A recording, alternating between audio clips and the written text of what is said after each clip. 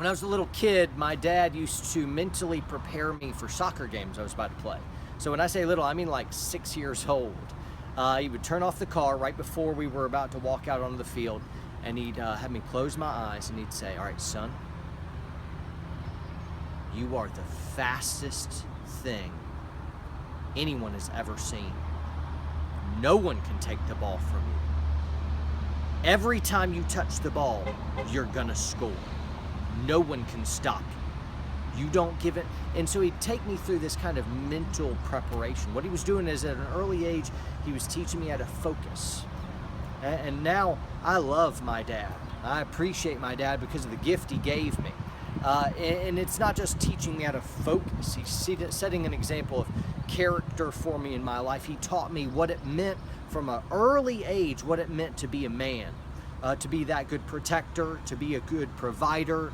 He was emotionally available to me, showing affection and teaching me focus, teaching how to deal with people, teaching me good work ethic, and teaching me all this stuff along the way.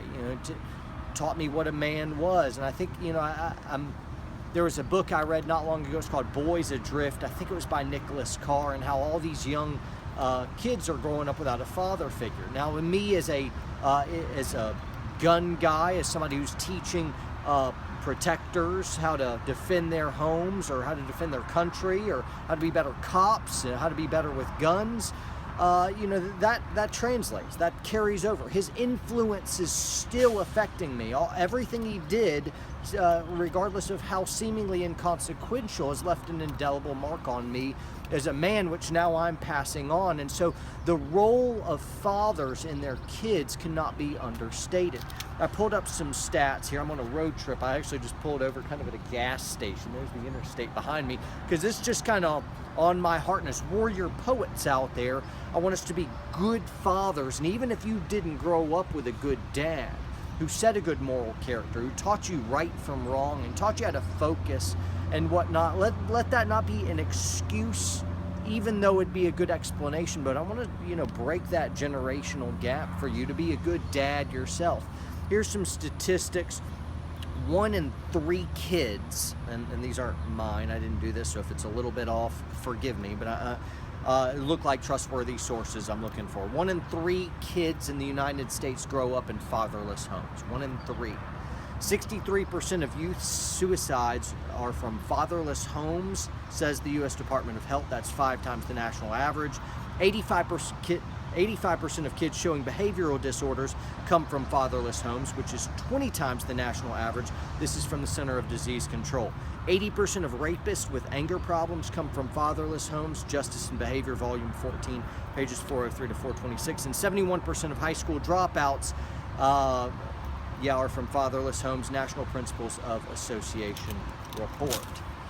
What that essentially means is kids are being ruined from fatherless homes. And still, even when the fathers are present, there's a lot of people, a lot of dads out there who are just kind of emotionally unavailable, who aren't really mentoring their kids. They're out being captain of industry, or they're being tough gun guys who aren't really emotionally available to their kids, who aren't really fathering them, other than just the biological sense of, hey, you had a kid. I think of some other works that have had real big impacts on me. There's a book called Wild at Heart by John Eldredge, which years and years ago, and I'm talking like 15 type years ago, he talked about kind of the premise of his book, and it was really just kind of a redeeming masculinity type book, Wild at Heart, if you want to check it out. But he was talking about how every man carries a wound around in him, and almost always that wound is something that is inflicted by a father figure, or lack thereof. And I'm butchering that. I didn't get it right, but still, read it for yourself. Of that, the importance of fatherhood on the development of a man. How in the world do we expect to be good warrior poets and protectors and good men if we're never even really given a good idea of what masculinity even means? Another thing, and I guess something that kind of churned all this up, I'm studying the life of Theodore Roosevelt right now. So I'm on a road trip right now listening to an audible.com, so an audiobook on Teddy Roosevelt, and he had a real healthy relationship with his father, who really showed him what being a man really was. He had that good display of, and here's how you be tough, and here's how you be gentle. Here's how you follow your drive, your motivations. Here you follow through with commitments. And I guess that churned a lot of this up, so much so that I can't really go on with my road trip until I really get this out. Kind of like a sneeze you hold in too long. So this is me just kind of encouraging you guys to be better dads and to see what that looks like, right?